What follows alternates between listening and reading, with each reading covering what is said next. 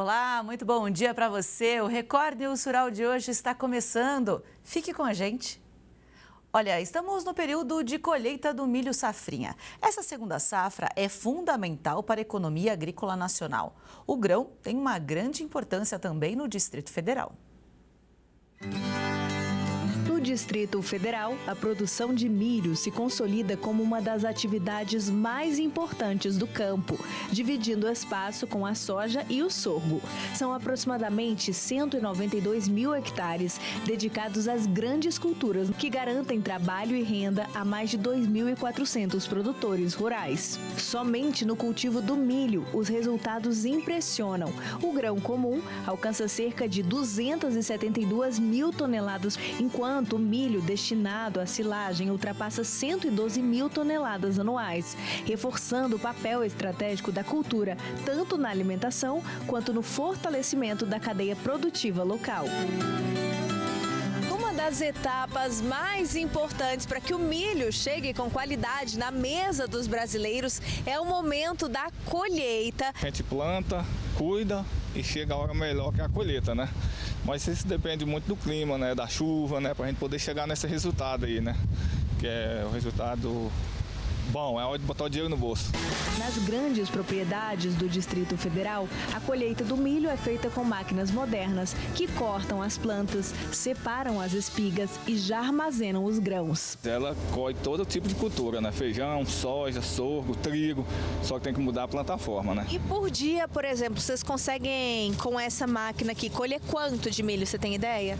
Depende muito da produtividade, né, do milho, né? Mas em torno dos 3 mil sacos por dia, né? Após a colheita, o milho ganha diferentes destinos. Uma parte é transformada em alimentos que chegam à mesa do consumidor, como fubá, óleo, biscoitos e cereais. Outra segue para a nutrição animal, com destaque para aves e suínos, além de ser matéria-prima na produção de etanol e outros derivados. O milho agora vai ser armazenado. Né, Arthur? Qual que é o processo aqui? Onde que fica esse milho armazenado? Vai lá para aquela caixa. Aí está armazenado ali. Aqui cabe em torno de 5 mil sacos dentro dessa caixa. A gente tem que expurgar, né? Botar até a pastilha que a gente compra, né? Para, no caso do caruncho, né? Não pegar, né? Mas nós guardamos no silo bolsa, né? Aí lá não pega, né? Lá pode ficar um ano lá guardado lá que não pega o fungo. O engenheiro agrônomo da Emater DF, Carlos Antônio Bansi, é proprietário desta lavoura. Desde 2004, ele aposta no cultivo do milho safrinha e explica o que motivou a investir nesse segmento. O milho tem uma característica interessante que ela é uma commodity, ou seja, o mundo inteiro procura milho. Então ela tem um comércio muito fácil e ele permite armazenamento.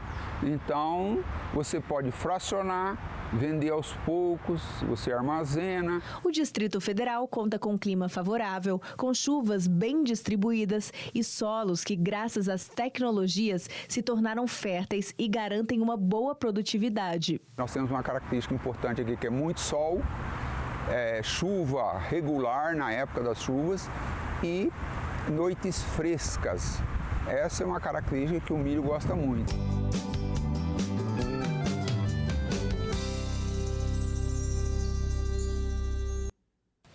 O Ministério do Desenvolvimento e Assistência Social, Família e Combate à Fome destinou 18 milhões de reais para atender situação de emergência nas lavouras do Amapá.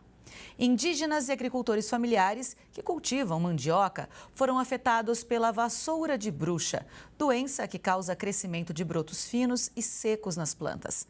A infestação foi identificada inicialmente no Amapá, mas já demonstra um padrão de disseminação em direção também ao Pará, com risco de se alastrar para outras regiões produtoras. Como muitas roças precisaram ser destruídas para conter a doença, famílias ficaram sem acesso ao principal alimento e fonte de renda, que é a mandioca. O recurso extra do MDS visa garantir a segurança alimentar das comunidades e será destinado ao apoio à Defesa Civil do Estado, distribuição de cestas emergenciais de alimentos e também aquisição e distribuição de farinha de mandioca aos indígenas de Oiapoque. E olha, o preço do arroz, enquanto isso, caiu, viu? E atingiu o menor valor desde junho de 2020. Na semana passada, o indicador CPEA-IRGA, no Rio Grande do Sul, para o arroz em casca, fechou a R$ 61,89 a saca de 50 quilos. Este é o menor valor em 5 anos. De acordo com o CPEA, a pressão está atrelada à baixa liquidez e à menor paridade de exportação, influenciada pela desvalorização do dólar em comparação ao real. Os agentes agora buscam maior estabilidade e, por isso, realizam apenas operações pontuais, sobretudo para levantar recursos para custear a semeadura da safra 2025-26. Com as seguidas quedas nos valores, aliás, os produtores analisam diminuir a área de arroz cultivada nesta temporada. Os preços do café também seguem em queda, mas ainda continuam em patamares elevados. Na semana passada, o indicador CPEA-Esalq do café arábica tipo 6, bebida dura para melhor, posto na capital paulista, caiu 10,2%, fechando a R$ 2.133,08 a saca de 60 quilos. Para o robusta, o indicador CPEA-Esalq tipo 6, peneira 13 acima, a retirar no Espírito Santo recuou 11,1% e fechou a R$ 1.313,22 a saca de 60 quilos. De acordo com dados do CPEA, diversos fatores são responsáveis pela pressão nos valores. Entre eles, a expectativa de chuvas mais expressivas nas regiões produtoras do Brasil, a realização de lucros e a liquidação de posições de compra na Bolsa de Nova York, após fortes altas, além da possibilidade de que as tarifas dos Estados Unidos sobre o café sejam retiradas. Mas, mesmo com a forte retração, os preços ainda seguem em patamares elevados. Isso porque a oferta continua restrita, com estoques reduzidos. As exportações de algodão estão mais atrativas que as vendas no mercado interno. E entendo por quê. De acordo com o CPEA, a média recebida pela pluma exportada na parcial de setembro está 5,6% acima da registrada no mercado doméstico, R$ 3,9410 a libra-peso e R$ 3,7322, respectivamente. Essa variação ocorre depois de 5 meses consecutivos de vantagem para as vendas internas do algodão. Agora, com as externas mais atrativas, agentes brasileiros têm priorizado os embarques de algodão em pluma. De acordo com dados da SECEX, em 15 dias úteis de setembro, foram escoadas 104,6 mil toneladas, 79,3% a mais que o total de agosto, mas ainda 38,3% abaixo do volume de setembro do ano passado. O primeiro dia de campo em horticultura reuniu produtores rurais e especialistas em Rio Verde, Goiás. Um dos temas foi a discussão de práticas sustentáveis no cultivo de hortaliças. O Wellington é produtor rural há 30 anos. Na propriedade dele, de 30 hectares, ele planta vários tipos de hortaliças, como coentro, alface e couve. Quando soube do evento, logo se organizou para participar. Esse evento é de extrema importância, né? É tudo que o agricultor familiar precisava. Já o Rafael é estudante do 2º período de agronomia. Veio para o evento em busca de novos conhecimentos. Busco mesmo é adquirir experiência e se isso for realmente relevante para a minha área, que lá na frente eu consiga colocar isso em prática, ter um bom aproveitamento de tudo isso que eu aprendi aqui hoje, eu acho que vai ter valido muito a pena mesmo. O primeiro dia de campo de horticultura foi criado para produtores, técnicos e amantes da agricultura. A ideia é aumentar os conhecimentos sobre práticas inovadoras e sustentáveis no cultivo de hortaliças. Esse é um projeto que vai aumentar cada vez mais a produtividade. A gente sabe que a gente tem que usar de todos os parceiros, o Senar, Emater, as instituições de ensino, para aumentar a produção. Os participantes puderam acompanhar de perto palestras sobre manejo e conservação do solo, hidroponia, irrigação, variedades e produção de mudas, além do manejo de pragas e doenças. É o encontro que fortalece ainda mais a agricultura familiar do nosso município. Com isso, nós precisamos estar junto do pequeno produtor da agricultura familiar, para que nós possamos troca de ideia, manejo de pragas e doenças, manejo de solo, hidroponia e várias outras técnicas. Esse programa ele vai assistir os agricultores familiares, como nesse evento onde a gente está capacitando, levando informações, promovendo trocas de experiências entre os agricultores, de modo a gerar rendas e melhoria na qualidade do homem do campo. O Wellington ficou bem satisfeito com o que aprendeu sobre irrigação de hortaliças. As palestras foi muito convincente, onde a gente vai levar lá para o campo para aumentar a nossa produtividade. Uma das organizadoras do evento, a Emater, esteve presente realizando palestras e prestando apoio aos produtores. A Emater contribui com o produtor na assistência técnica, na extensão, levando tecnologias e novas ferramentas para agregar no aspecto produtivo da propriedade rural. Ítalo é pesquisador da Embrapa e marcou presença para acompanhar as novas tecnologias usadas no cultivo de hortaliças da região. Essa medida, vamos dizer assim, do governo municipal, do setor produtivo, da academia em Rio Verde, de incentivo à produção de hortaliças, incentivo à comercialização, nos interessa muito, porque para que haja pesquisa em hortaliças por parte da Embrapa é preciso que se produza e que se consuma hortaliças. Tradicionalmente associada ao clima frio, a cultura do morango encontrou no Nordeste brasileiro condições favoráveis de cultivo, viu? Com a escolha da espécie adequada, a produtora conseguiu garantir uma boa produção. A fruta encontrou em Serra Negra, distrito de Bezerros, o clima ideal para o cultivo.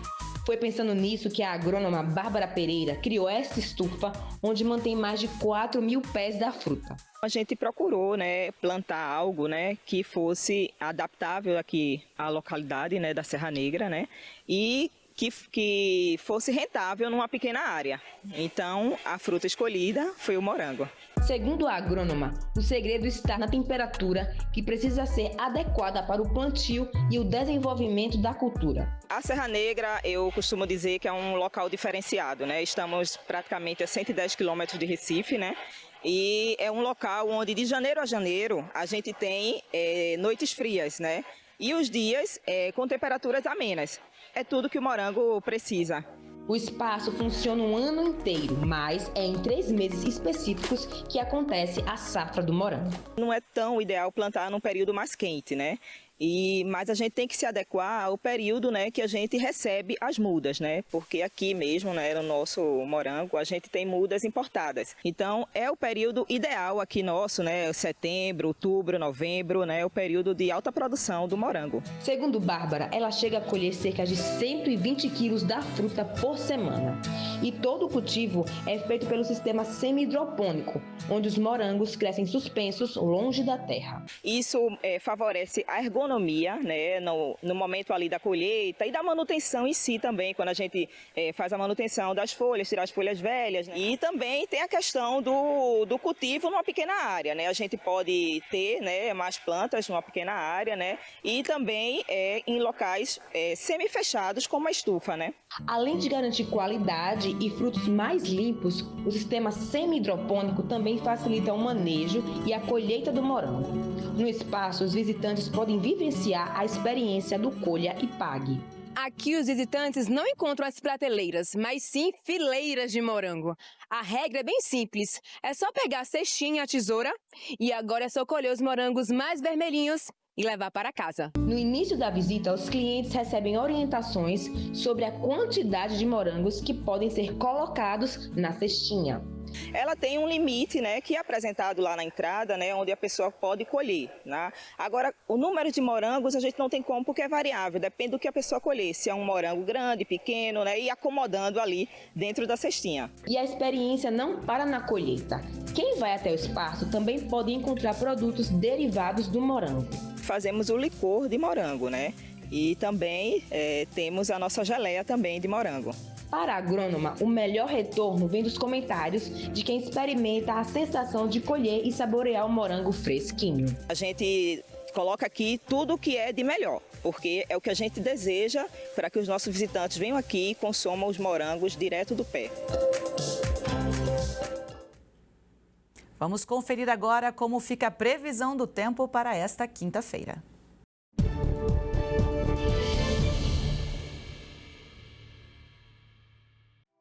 Nesta quinta-feira, a área de alta pressão associada à massa de ar polar continua atuando sobre a região sul, mantendo o tempo firme na maior parte dos estados. Na região sudeste, a frente fria continua se deslocando sobre o oceano, na altura do Espírito Santo, mantendo instabilidade sobre o sudeste e aumentando a circulação de umidade sobre o litoral. No centro-oeste e norte, o calor e a presença de umidade na atmosfera estimulam pancadas de chuva e alguns temporais em áreas isoladas. E no nordeste, devido à entrada de ventos vindos do oceano sobre o continente, as pancadas de chuva ainda continuam pela faixa litorânea. Na região sul, a nebulosidade se concentra no litoral de Santa Catarina e Paraná, com céu mais aberto no interior. No sudeste, nuvens carregadas predominam sobre o litoral paulista, Rio de Janeiro, Espírito Santo, Zona da Mata Mineira e leste de Minas, além de áreas do Triângulo Mineiro. No centro-oeste, nuvens carregadas se concentram mais no Mato Grosso e Goiás, enquanto no Mato Grosso do Sul, o tempo deve ficar mais firme. No nordeste, a nebulosidade aumenta na faixa leste da região, do litoral da Bahia até o Rio Grande do Norte, e na região norte, nuvens carregadas predominam no Amazonas, Acre, Rondônia e centro-sul do Pará. Para essa quinta-feira, há risco de geada no extremo sudeste do Rio Grande do Sul, e as temperaturas continuam muito baixas pela manhã em grande parte da região. Na região sul, chuvas fracas a moderadas e isoladas no litoral, entre o Paraná e Santa Catarina. No sudeste, pancadas de chuva de fraca a forte intensidade ocorrem no litoral e em áreas da Zona da Mata, além do estado do Rio de Janeiro. Em Vitória e em grande parte do estado capixaba, o risco é de atenção, além de algumas áreas no leste e oeste de Minas, na divisa com Goiás. No centro-oeste, risco de temporais no Mato Grosso e algumas pancadas de chuva podem ocorrer no leste de Goiás e no Distrito Federal. No nordeste, chuvas fracas a moderadas atingem a faixa leste, com possibilidade de temporais no litoral da Bahia. E no norte, pancadas fortes de chuva no Amazonas, Acre, Rondônia, centro-sul do Pará, além do oeste do Tocantins.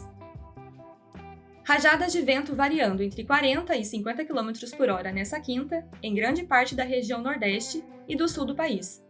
Em São Paulo, centro-norte e áreas do sul de Minas, além do Triângulo Mineiro, Espírito Santo e Mato Grosso do Sul. Em algumas áreas do interior do Nordeste, norte e noroeste da Bahia, sul de Piauí, oeste de Pernambuco, interior do Rio Grande do Norte e da Paraíba, Espírito Santo, parte do Mato Grosso do Sul, além do oeste de São Paulo e do estado gaúcho, rajadas de até 70 km por hora. E no litoral da região sul e sudeste, o mar fica agitado. No interior do Nordeste, em grande parte do Piauí, Ceará, oeste do Rio Grande do Norte, Paraíba, Bahia, parte do Maranhão e extremo leste do Tocantins, a umidade relativa do ar pode ficar entre 20% e 12%. Em algumas áreas de Roraima, noroeste do Pará e partes do Mato Grosso do Sul, Paraná e sudoeste de Mato Grosso, os índices devem ficar abaixo dos 30%.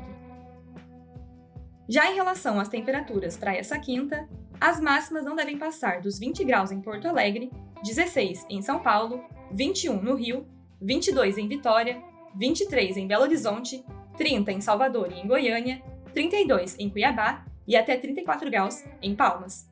Além de todos os riscos que os produtores enfrentam, as mudanças climáticas têm intensificado os fenômenos que atingem a produção agrícola e pecuária, prejudicando a produção no campo. Por isso, cada vez mais é necessário falar sobre seguro rural. Para entender os programas e como está o acesso ao produtor, a gente fala agora com Ricardo Sassi, que é diretor da Sociedade Rural Brasileira. Bom dia, Ricardo. Bom dia, Ingrid. É um prazer. Obrigado pelo convite. Imagina, a gente é que agradece, um prazer falar contigo de um assunto, aliás, cada vez mais pertinente. Então, primeiro, Ricardo, eu quero que você explique para a gente exatamente o que é o seguro rural, em quais casos ele pode ser solicitado. Porque a gente aqui, né, quando a gente fala, por exemplo, da porteira para fora, a gente sabe muito de seguro de carro, de seguro de casa, né? Quando a gente fala de seguro rural, que tipo de seguro, como é que ele funciona? Ingrid, o seguro rural não é muito diferente do seguro do carro. A única diferença, ele cobre exatamente as perdas, e mesma coisa quando te roubam um carro, pega fogo no seu carro, a mesma coisa é a cobertura do seguro agrícola. Só que o seguro agrícola tem um diferencial, tem um risco muito maior, porque o seu carro você guarda na garagem. A sua propriedade agrícola você não consegue guardar na garagem quando chove, quando dá seca, então o risco é muito grande para o produtor rural. Ele entra num risco muito grande quando ele faz um plantio, uma cultura ou uma pecuária, Qualquer tipo de atividade, você precisa lembrar que o produtor rural ele é a céu aberto, ele não tem um telhado, ele não é igual a uma indústria, então o risco dele é muito grande. O seguro ele cobre normalmente as secas, geadas, todas as coberturas climáticas, né? As coberturas normalmente são as coberturas climáticas, e tem mais um produto que cobre exclusivamente, que a gente chama de seguros nomeados, que eles chamam, o mercado chama de seguro nomeado, que é o seguro onde cobre um tipo de alguma coisa do clima, como uma geada só, como só uma seca, só como uma chuva de granizo. Então, esses são os diferenciais entre os seguros, né? Mas a importância do seguro agrícola hoje é uma coisa assim, para manter o produtor no campo. Eu sou produtor, a gente tem plantio, e a gente sabe o risco que é quando você perde uma safra, o tamanho do buraco que você fica no seu caixa quando você perde uma safra. Então, o seguro hoje, ele assim, a defesa da sociedade rural em cima dele é muito grande exatamente por isso, para manter o homem no campo. Bom, mas tem desafios com relação ao programa de seguro rural, né? Quais são esses desafios, Ricardo? Os desafios são muito grandes. Ingrid, você pega os últimos 22 anos, foi quando foi lançado o seguro agrícola no país, né? Até 2021 ele veio andando, vamos dizer assim, de lado. 2021 teve uma perda muito grande em termos de clima, um problema climático que teve no país, 21 e 22, onde as perdas passaram de 20 bilhões de reais. E isso realmente começou a chamar a atenção da necessidade do produtor ter essa condição de seguro agrícola disposta para ele poder contratar. Então, o grande desafio do programa de seguro rural, o maior desafio que tem, é ter orçamento e garantia que ele vai ser colocado em prática esse orçamento. Hoje, para você ter ideia, a subvenção do seguro, desse programa de seguro rural, da subvenção, ele tem um orçamento esse ano, por exemplo, de 1 bilhão, e 42% dele foi travado pelo governo para poder acertar o orçamento do governo. Ou seja, nós perdemos 42% até agora, né, do programa por uma questão vamos dizer assim, de falta de dinheiro dentro do governo. Bom, então, ao longo desse tempo, o programa foi diminuindo de tamanho. Quer dizer, a gente tem mais insegurança climática e menos verba para poder mitigar esses possíveis problemas, é isso? Exatamente. O programa ele tem assim, os grandes desafios dele, além do orçamento, né, é incentivar novos produtos, para que as seguradoras tragam novos produtos para o mercado para ele poder contratar. Previsibilidade, o produtor não tem previsibilidade do programa. Para você ter ideia, desde o Plano Safra, que foi colocado à disposição do produtor em julho desse ano, até agora ainda não se sabe qual vai ser a subvenção liberada pelo governo. Na PILOA, no orçamento do governo, tem lá R$1 bilhão para o programa, mas a gente ainda não foi anunciado pelo governo se vai ser isso mesmo, se vai ter algum aporte, se vai ter algum corte, alguma coisa. Então a gente não sabe. Então essa falta de previsibilidade para o programa é muito importante que ela tenha essa previsibilidade. Ela não pode ficar nesse momento de imprevisto total, né? Isso é a grande dor, tanto de quem financia, vamos dizer, o produtor, que não sabe se tem um seguro ou não, quanto o próprio produtor na hora de contratar o seu seguro. Ele não sabe quanto ele vai pagar, se ele vai pagar com subvenção ou sem subvenção. Isso pode custar 40%, 50% a mais para o produtor na hora de ele pagar essa conta. Algumas regiões não aderem ao seguro rural. Como é que isso funciona? Na verdade, você tem um problema de produto ainda, né? As seguradoras não têm o produto adequado para algumas regiões, como, por exemplo, o Mato Grosso. O Mato Grosso é uma região que não contrata seguro agrícola, contrata muito pouco perto do potencial que tem. Contrata, por que ele contrata? Deve ser onde ele consegue ter um financiamento bancário, que nem no Banco do Brasil, e faz o seguro agrícola, ou alguma região do Mato Grosso que ele está com um risco muito grande, aí ele contrata esse seguro. Fora isso, o seguro agrícola hoje não atende algumas regiões.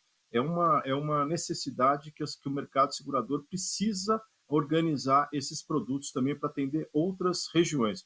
Hoje, quem são os grandes consumidores, vamos dizer, de seguro agrícola? Região Sul e Sudeste. Você pega lá do Rio Grande do Sul, que é o segundo maior, Paraná é o primeiro, que mais consome seguro agrícola, o Rio Grande do Sul em segundo, e em terceiro, se eu não me engano, já está São Paulo e Mato Grosso do Sul. Né? Então, esses são os estados hoje que mais consomem aí 70%, 80% da subvenção do país, vamos dizer assim, liberado pelo governo federal. Né?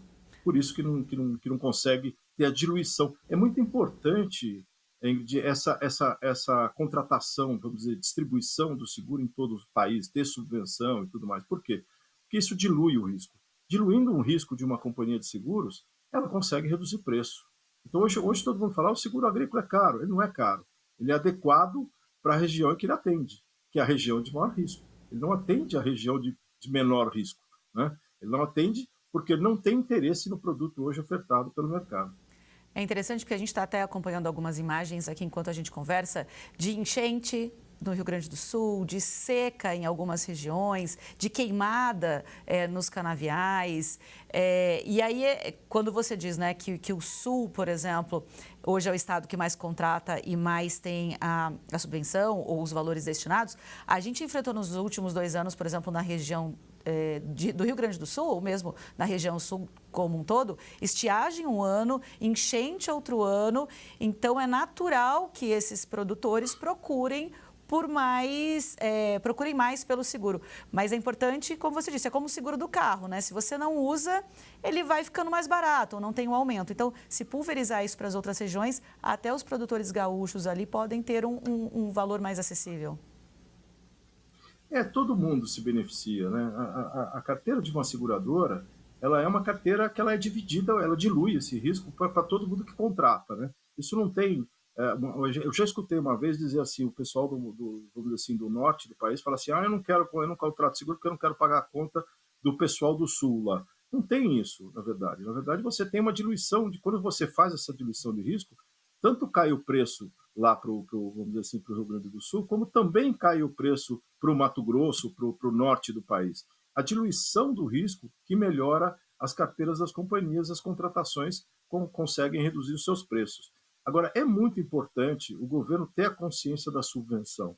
Você pega todos os países, os grandes países, vamos dar um exemplo aqui, como Estados Unidos. Nos Estados Unidos, 90% dos produtores, 90 e poucos por cento dos produtores, contratam seguro. Você sabe por quê, Ingrid? Porque lá não tem renegociação de dívida. Se o produtor tem seguro, o governo ele subvenciona até 63%, em média, vamos dizer assim, a média da subvenção nos Estados Unidos, é 63% do prêmio pago. Aqui no Brasil é 30%. 30% por quê? Porque no inverno é 40% e nas culturas de verão é 20%. Na soja, né? No caso da soja é 20%, que é 46% do plantio nacional dos 82 milhões de hectares plantados. Então, quando você subvenciona só 30%, o que eu como produtor me interessa? Me interessa fazer o seguro do inverno, que é o meu maior risco, mas não me interessa fazer o seguro do verão, porque a subvenção é pequena, né, em termos de percentual, é 20%, não me interessa fazer, porque eu também não tenho, o meu risco é menor. Então, esse modelo hoje que tem aqui, ele precisa ser revisto, ele precisa ser ampliado.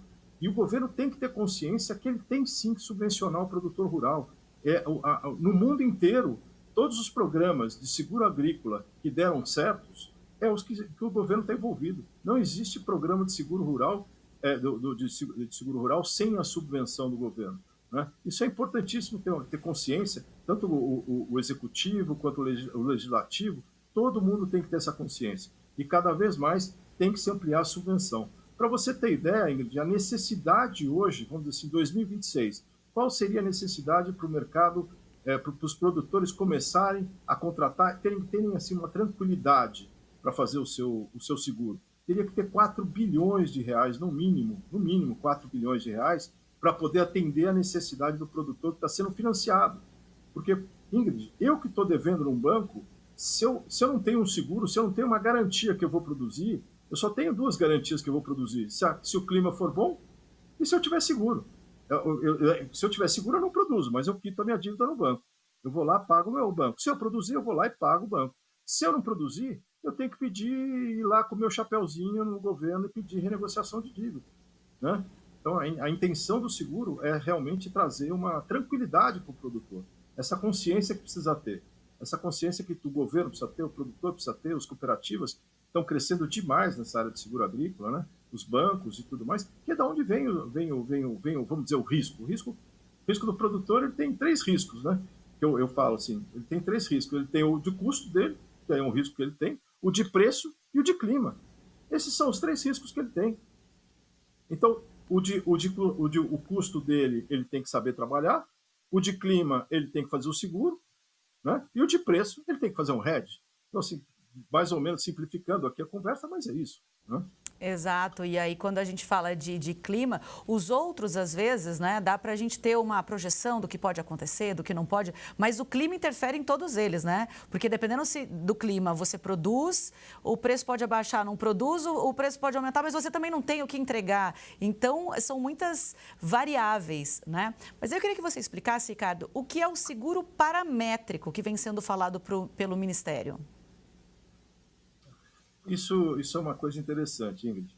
Eu tenho escutado bastante falar que o seguro paramétrico, até o Ministério tem falado, que talvez seja uma solução para o seguro agrícola. Eu vejo o seguro paramétrico é uma coisa para o futuro.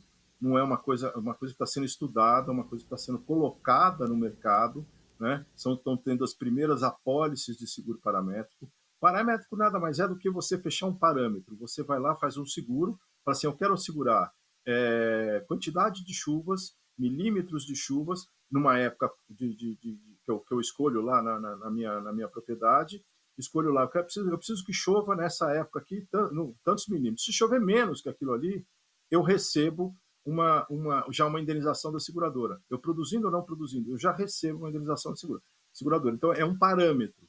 Só que é o seguinte, hoje esse parâmetro, esse seguro de paramétrico, que eles falam, que é tão falado hoje, ele é mais um produto no mercado, ele não é a solução do mercado. A solução do mercado é a subvenção, essa é a solução do mercado.